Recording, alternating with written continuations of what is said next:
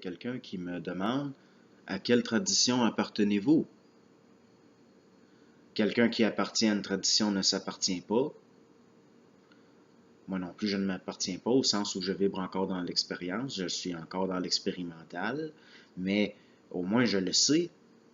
Tandis que quelqu'un qui est encore dans la mémoire de, de, de la race, la mémoire expérimentale des collectifs ne s'appartient pas, mais il ne le sait pas. Et le savoir est le début de la fabrication d'un pont pour la sortie de l'expérimental et l'entrée dans le créatif réel, que l'être humain se devra d'être d'une créativité réelle, mais il s'agit là de phénomènes purement individuels et ce sera collectif lorsqu'il y aura une certaine masse critique de gens qui les individualités réelles formeront un collectif.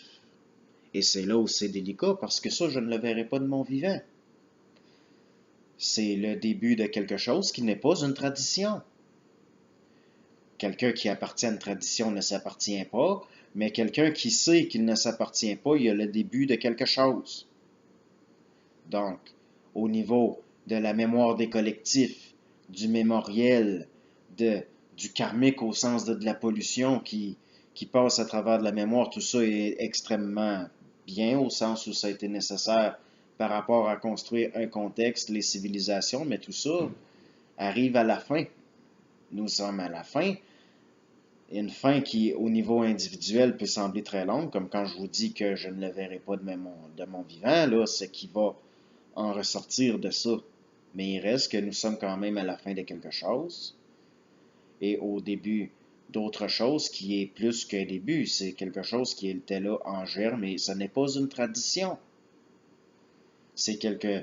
Les phénomènes dont je parle sont des choses purement, c'est quelque chose de purement individuel, mais qui ne peut pas, dans lequel on ne peut pas avancer seul, parce qu'il faut être reconnu par d'autres consciences, être capable de voir le jeu, savoir écouter tout le monde pour des raisons de comprendre, d'être capable de comprendre, d'être capable de voir les différentes fréquences et d'avoir une vision de plus en plus élargie du fréquentiel expérimental de l'être humain. Sinon, nous ne pouvons pas voir nous-mêmes que nous sommes dans l'expérimental, nous ne pouvons pas savoir, même si nous savons, nous ne pouvons pas intégrer le fait que nous savons que nous ne nous appartenons pas et que nous vibrons à de l'expérience, que nous sommes prisonniers de l'expérimental, mais le fait est que quiconque appartient à une tradition ne s'appartient pas, mais ne le sait pas, ou il le sait au fond de lui-même, mais ce n'est pas intégré par la conscience égoïque. Le fait que parfois je peux utiliser des termes qui ont été utilisés avant moi, c'est pour des questions que ça prend des formes pour faire passer la fréquence. Ce n'est pas la question d'une perpétuation traditionnelle de quelque chose.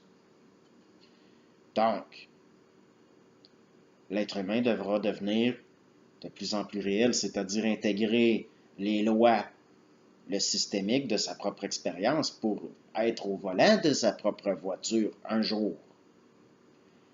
À ce moment-là, ce ne sera plus l'homme involutif, mémoriel, expérimental, civilisé que nous connaissons maintenant, et il y aura là une, une nouvelle mouture, une nouvelle portée.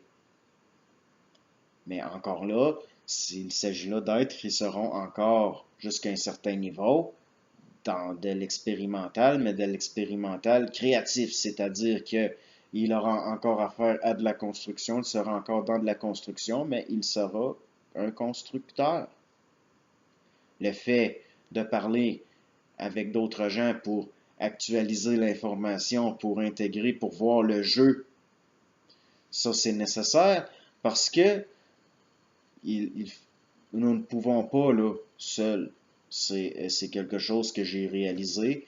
Nous ne pouvons pas seuls là, s'actualiser dans ça. Ça prend d'autres consciences qui ont un parcours par rapport à des types d'expériences semblables pour pouvoir se situer, que l'ego se situe dans son expérience. Lorsque l'individu qui est au courant de ces choses-là, qui le voit, qui le sait, se pense testé par les plans. Il est question ici d'un processus qui est lié un plantage de décor pour que l'ego se situe par rapport à lui-même dans son expérience, parce que nous ne pouvons pas être testés par des intelligences qui savent déjà d'avance si vous allez réussir le test ou non. Ce n'est pas une question. Elles n'ont pas besoin de se situer par rapport à nous. Mais l'ego a besoin de se situer par rapport à lui-même dans son expérience. Et c'est là qu'intervient un jeu extrêmement subtil. Il y a des gens, ça fait plus de 30 ans qu'ils intègrent et dépendamment du différent type de personnalité, la personne réelle n'intervient pas au même niveau, au niveau de l'expérience de l'ego, par rapport à ce qui peut être intégré. Et puis même, quand avec d'autres, il y a une discussion et que nous provoquons, si on peut dire, les intelligences, il va finir par canaliser des choses qui sont sous forme chiffrée et des choses,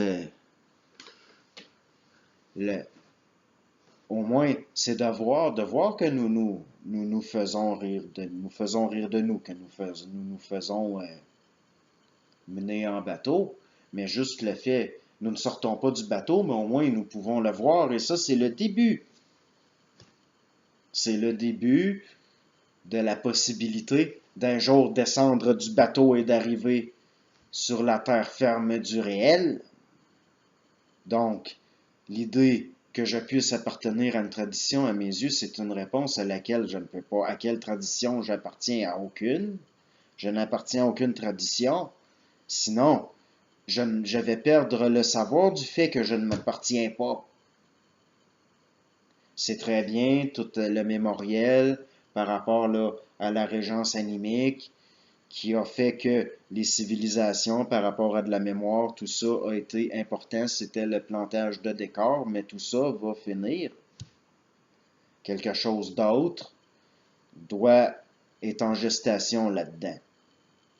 Donc,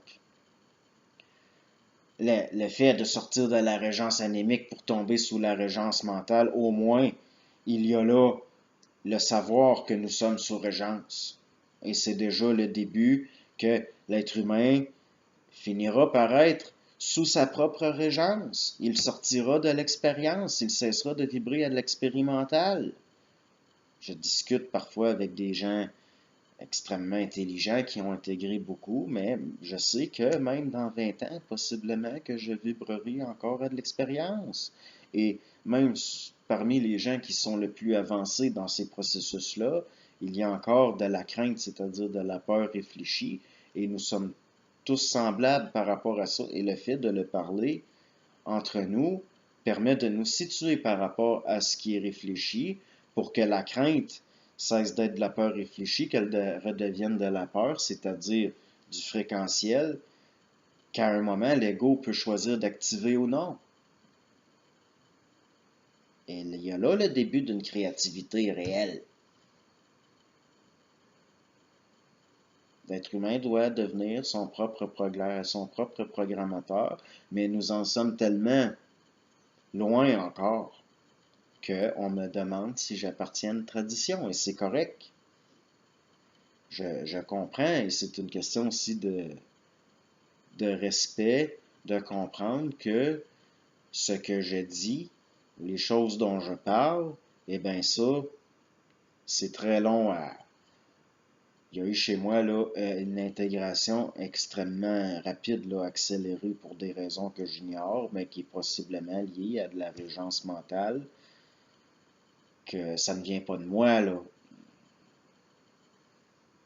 Mais le simple fait de le savoir et puis au moins d'être le gestionnaire de mon propre stock, d'avoir une certaine possibilité créative par rapport à ces choses-là. Ce que je parlais, le fait que la bonne Sainte-Anne perd ses culottes, ensuite l'ajusteur de passé, le double perd ses culottes, c'est bien beau. L'être humain arrive tout nu dans le plan mental à ce moment-là, mais il doit commencer à tisser ses propres culottes.